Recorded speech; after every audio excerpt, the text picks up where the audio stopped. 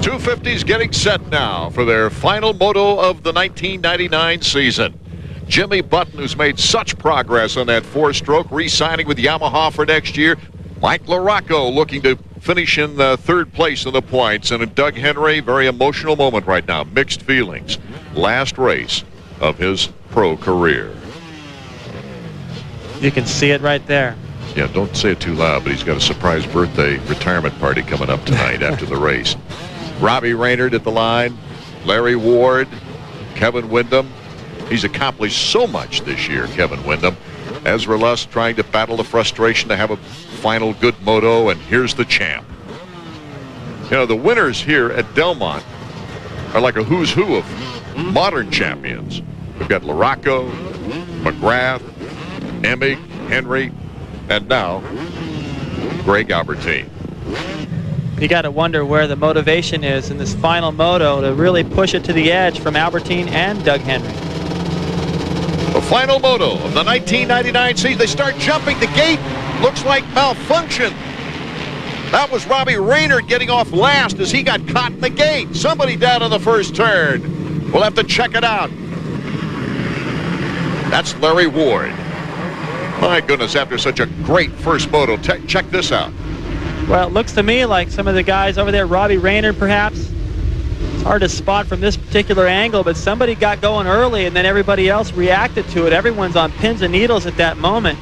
And Tim Ferry gets his first hole shot of the year. Meanwhile, Ward back there in the middle of the pack, he goes down and just gets run over. It seems like guys can miss you at that point when they're towards the rear of the field, but he still got punched around a little bit, so a huge difference for Larry. Even with the pressure off. Look who's in second place behind Tim Ferry.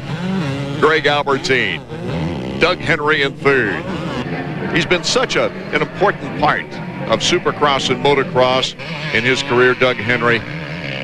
Gosh, he's got to be the sentimental favorite right now. He is. I'm sure they'd like to see any of these guys go out and close the day. Tim Ferry, for one, the privateer, to get a moto victory. See Albertine close out the season in championship fashion with a win. And to see Doug, I mean, there's a lot of people out here you can be rooting for. That's what's been great about this series. It would be Albertine's third win of the year if he can take the overall. And he's been so consistent throughout the season. 3 second-place finishes. A third place at Budds Creek to go along with the victories. Never worse than the 8th-place finish at Glen Helen, the opening round. That's what it takes. The year I won the 250 National Championship, I only won 2 races. 2 or 3, I don't even remember, but it wasn't very many, I can tell you that, but I was very consistent. Well, as we mentioned earlier, Jean-Michel Bale won the title in '91 in the 250s without a victory. Jean-Michel Bale was just amazing to come over here and win every championship, the 250, the 500, the Supercross, all in the same year, and then just said, all right, I got to go road racing. I mean, that's just amazing, the talent that guy had. From what I hear, he still goes pretty fast on a Supercross track. Ferry, Albertine, Doug Henry, Kevin Windham in 4th, and John Dowd rounding out the top 5. LaRocco back in 8th. Mike Caton, another pretty decent start there with the top 10. As we take a look at the entire field. Another great start for Albertine. Just having an excellent day, and it's just too bad his teammate Larry Ward going down to the front, running up front the first moto, having the lead, looking like he probably held on to it if he wanted, said things were just clicking for him, and this moto he just about gets run over by 4 or 5 riders as he goes down the first corner. You never know. One of the fastest riders on the track is Robbie Raynard after the last place start. He's trying to move his way up through the field. That's kind of, if we could think of a nickname for Robbie, it would be something to do with having to come from behind and pick riders off through the pack at a fast pace. We'll have to work on that for next year. Yeah, he's a little bit like LaRocco has been over the years, in that he just always seems to be coming from behind.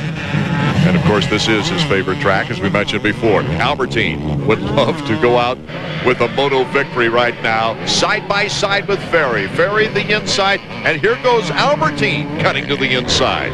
That move surprised me at that point, but now Albertine takes the lead. He just planned that out a little bit better. He forced Ferry to go down to that corner so hard he had to drift wide out to the berm and sort of make a little S turn out of it, where Albie came down was able to come from the outside, square the corner off, and get much more speed as they approach these jumps.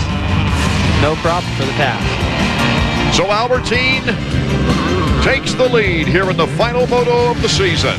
We'll be right back with more 250 action from Delmont in a moment. Art Ekman, David Bailey, Davey Coombs back at Delmont, Pennsylvania, Steel City Raceway.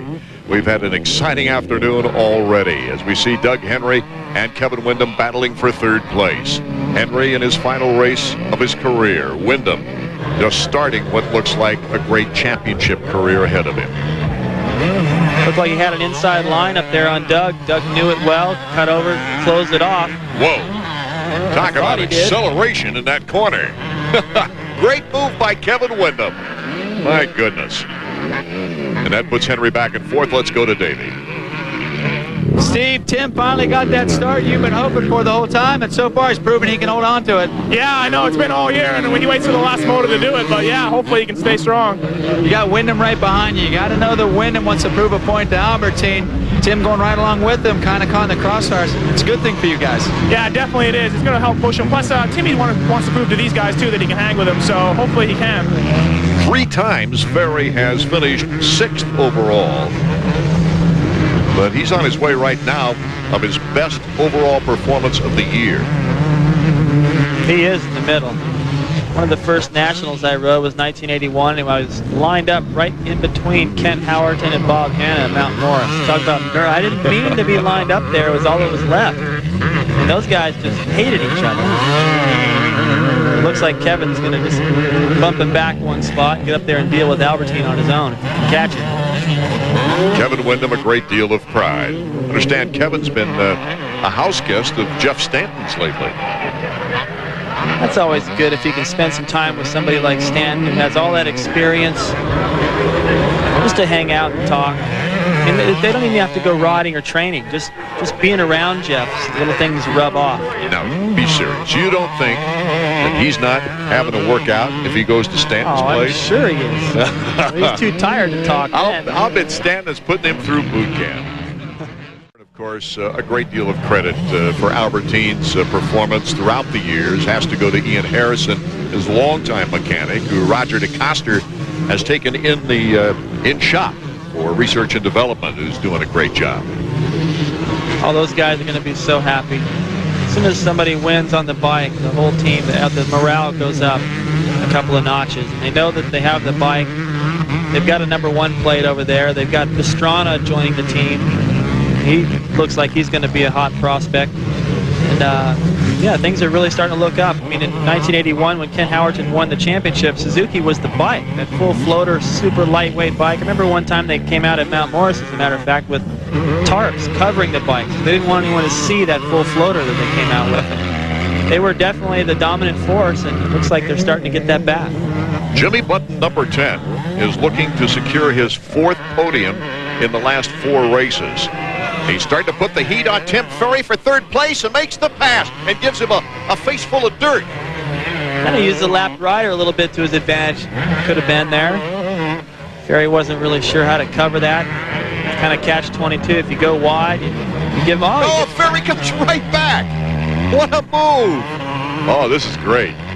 Yeah, Ferry came in a little bit wide. He was going to try to square it. He was trying to get a little bit free of that lap rider.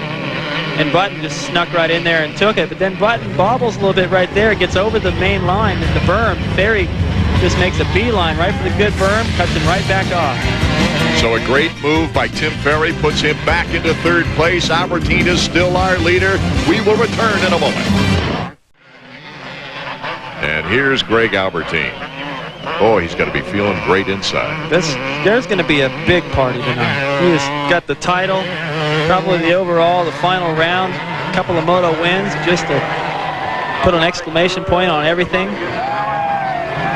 He's been confident the whole time. I wasn't absolutely sure looking at the talent lined up for this 250 class this year, but he has proved it. Came right out before the first race of the year, said, I'm going to win it all. A lot of people said that was lip service, especially after his frustrations of the 4 previous seasons. But he believed in himself. He had faith in himself, faith in the machine and the program, and that's obvious. There's Kevin trying to close the gap a little bit, but it wouldn't matter in the overall, and it certainly wouldn't matter for the title. This is just one of those races where you just come on, just give me the white flag. It already hurts bad enough. Well, Kevin is a classy guy, and he's learned so much this year, David.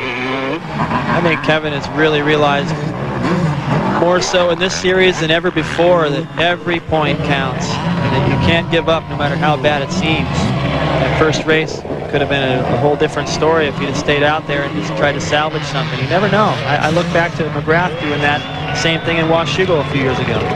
Greg Albertine comes across the finish line with the checkers flying.